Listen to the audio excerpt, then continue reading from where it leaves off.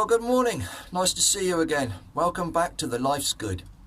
Now, I'm back in the greenhouse, and if you've been following some of my earlier videos, you'll know that I've been looking at raising heat in here and insulating it using bubble wrap. Well, the bubble wrap's now on. I'll lift you off in a minute and let you have a look around and see what I've done exactly. If you look over my shoulder here, you can see it's all lined with bubble wrap. I've fixed it up with bulldog clips. We call them bulldog clips or spring clips or file clips. People have different names for them. They're just a fold over clip. I've held the bubble wrap in place using those and put the heater on. And if I look at the infamous maximum minimum thermometer, it's currently nearly 11 degrees in here, which is quite nice. It's only about 2 degrees outside. So I've actually succeeded in maintaining a nice warm temperature in here for germinating my seeds and bringing on my young plants. The warmest it's gotten so far in the last couple of days is 20 degrees. So I'm really pleased with that. That is well above what I need to germinate my seeds. And the coldest it's been is 7.8. So overnight, when it gets really cold up here, it's not going much below 7 degrees, so I'm really pleased with that. So the bubble wrap and the heater are doing their job. So I've given it a couple of days. The temperature's pretty stable in here now, so I think it's time to start sowing seeds.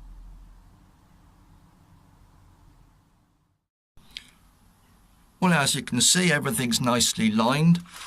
I've used the bulldog type clips. You can see one there. Up in the corner here, attached to the frame, holding the bubble wrap in place. I've lined it on the inside, and since I've put the bubble wrap on, the temperature in here has gotten considerably warmer. And with the addition of the heater, which I'm using, just the little electric one plugged in, and it's only on about 3/4 setting, I haven't got it on maximum. I have been actually standing it up on the bench here, so it's sort of elevated and heating in the centre of the greenhouse. But the bubble wrap and the heater have certainly made a big difference in here.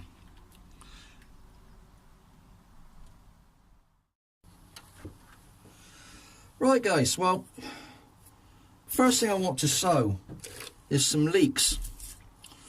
And I've chosen Mr. Fothergill's Muscle Burr leek. I'm hoping you can see that there. Now, when you buy a packet of seeds, if you look on the back, you get a lot of information about how to sow them and grow them. You get a chart, you get some written information. It's all quite self-explanatory. The little red section is where you can sow them indoors, and in this case they're saying you can sow these indoors, being the greenhouse in this case, January and February. You can sow them outdoors in March and April, and then plant them out. The ones that you've sown indoors, you plant them out into the ground between May, June and July. And harvesting is the yellow section. You can harvest these right through October, November, December, and through into next January, February and March. Now obviously different climates affect a growing season an awful lot, so if you live in a particularly cold region, you may want to delay your sowing until a bit later in the year. Or if you live in a warmer climate, then obviously you can bring it forward a bit. But these seeds have a guideline on the back to explain when to sow, when to plant, and when you're likely to be harvesting. Now I'm sowing these as a multi-sow in this tray. I've got a 24 cell tray. I'm going to put my compost in here. Now this is a general purpose seed and sowing compost. I bought several bags from a local garden centre. It has added vermiculite, which aids aeration. It's a sort of a mineral product. I'm not exactly certain where it comes from, to be perfectly honest. Maybe someone can enlighten me. as to where vermiculite comes from, but it's very useful for us gardeners to use with our compost to provide a little aeration for the roots of our little seedlings. Now you want to firm this down a bit.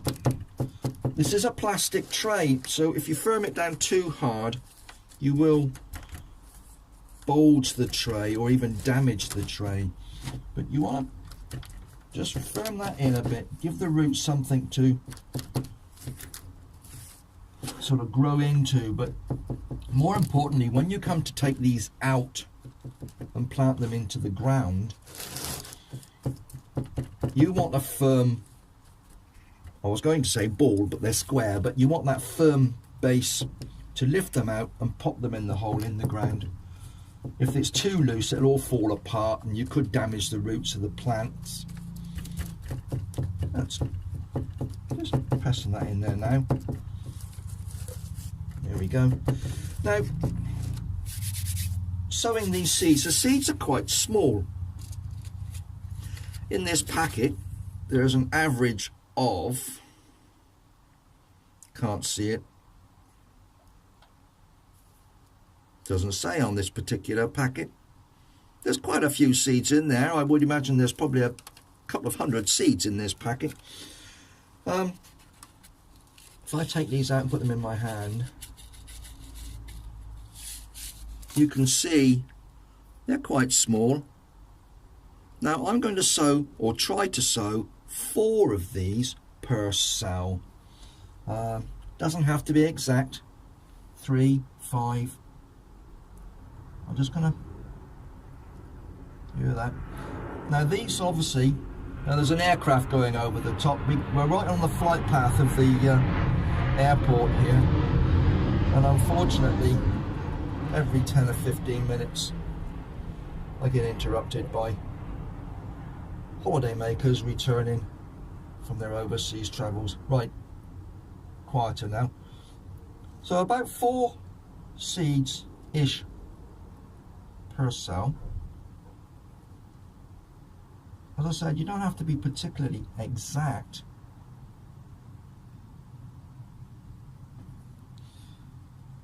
But as I was going to say, these you grow as a clump. So you get 4 or 5 growing together. And seeds, funnily enough, they like to grow together. They seem to be happy. If you grow one single seed, they never seem to do as well as... And now we have an ambulance. We're close to the ambulance station as well, so we always got sirens whizzing up and down the front street. There we go. Almost done. There. I think I've gotten every cell covered. Looks like it. So easy to miss a cell, isn't it? Especially when you get distracted or interrupted. You come back and think, well, where have I got to? Right, so reseal the little packet that comes with the seeds in. I'm going to put a little bit of compost now lightly over the top of these.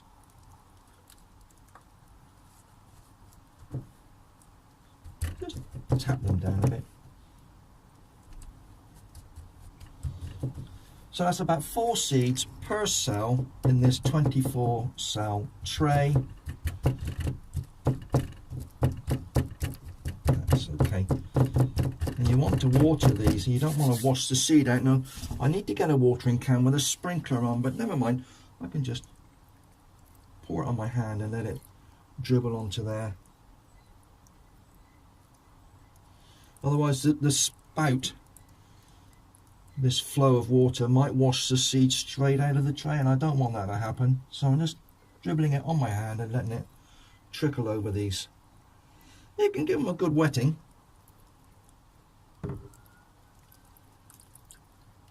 There we go. I have a label already written out. I recycle my labels. I always use a pencil. I write my label out with a pencil. In this case, it's got leek, mussel burr, and today's date written on the back is the 10th of February. I'll pop that in there. And these can now sit on the shelf in the greenhouse, and hopefully in a week or two we will see some germination. So that's my leeks.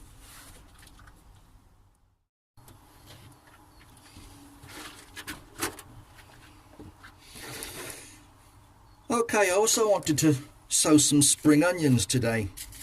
Again, they're a Mr. Fothergill's seed. This particular spring onion is called ramrod. Some people call them salad onions or spring onion.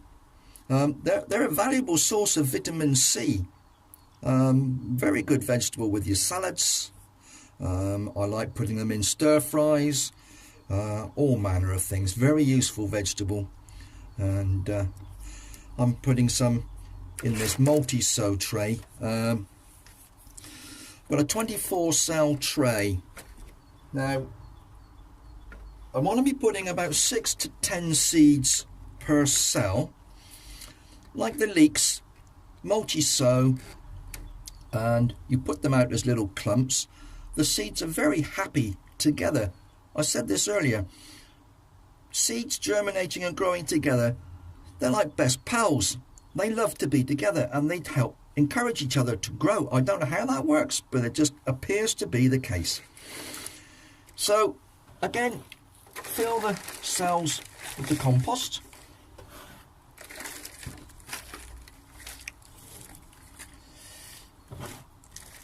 You don't want any air pockets in these. I'm going to make sure they're all well full.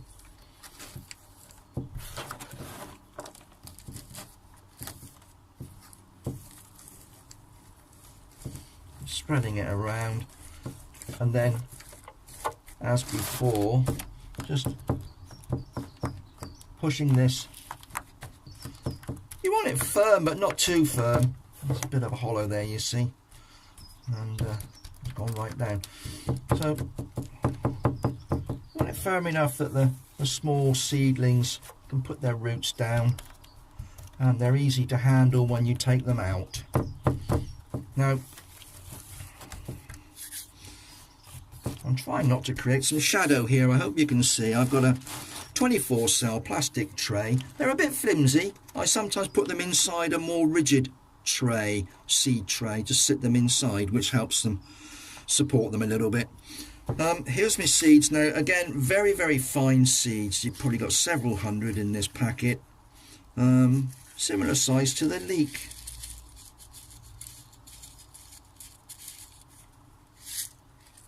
If I lift those up, you can see that's the size of the seed, and I'm going to try and sow between 6 and 10 per cell. It's just a guesstimate. There's probably 5 in there. Need a couple more in there. Best you can. 6, 7, 8 per cell, something like that. No more than 10, I wouldn't think. And you certainly don't want to go too low. You want certainly no less than 5, I wouldn't think. So there we go. They're going in there quite nicely. They're easy to handle. Once you've done it a few times, you get used to handling these small seeds. You get used to the way they feel in your fingers and how best to put them in. Some people put them in their hands and just tap the side of their hand and let them run out of the creases in their hand and let them drop in that way. So I tend to just use my fingers and sprinkle them in. There's only a couple there, that's better. So it's quite simple, just a little time consuming, that's all, but it's quite therapeutic. I find sitting out here in the greenhouse on my own, I've got a cup of tea, I'm putting my seeds in. There we go. It's as I said, it's a therapeutic activity, quite pleasant, quite enjoyable, and of course later in the year we will have some wonderful vegetables, fruit, etc. to harvest that we have grown ourselves. And the flavours of homegrown vegetables, of course, are much better than anything you get in the stores.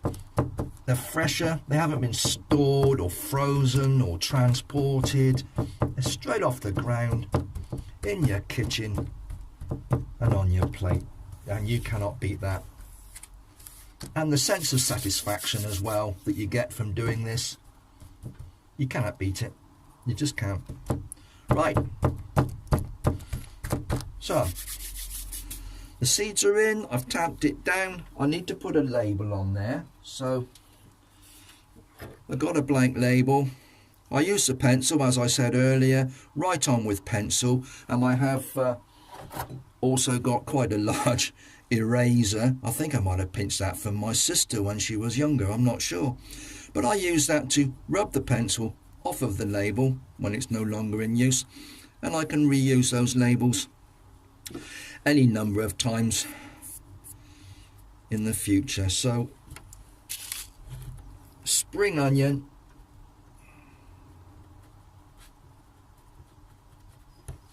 ramrod is this particular variety. I write that on the label on the back. Today's date, 10th February. Pop that in the tray so we know what's in there. And once again, I need to water. And just dribble that in there.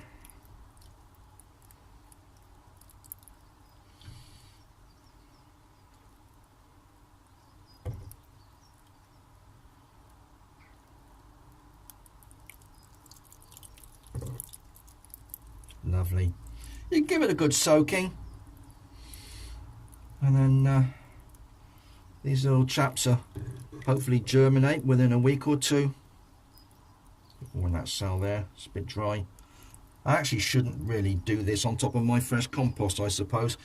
I should have done it to the side, but just for the benefit of the video, I didn't want to keep moving you around, so I've kept it on this little potting frame. I made this myself, actually. Somebody gave me a sheet of plastic and said, "Can you do something with that, AJ?" And I said, well, I'm sure I can use it for something. And it was a few months before I suddenly realised I had some spare wood. I made a little frame of the timber, screwed it all together, and it's a great little area just to put my compost and sow seeds in this little frame here. We digress. Right, so spring onions in the tray. Now, what I'm going to do, I'll show you the rigid trays that I have here. This is what I sometimes do. These are a bit flimsy. If you're going to move them around, you don't want to damage anything. So I pop them inside this rigid tray, and that makes it easier to handle and sit on the shelf. So there's my spring onions. So we'll come back to those in a week or two and see if we've got any germination taking place. Well, that's it for today, guys. Thanks for popping in. It's been a pleasure, as always. And we'll see you next time on The Life's Good. Bye-bye now.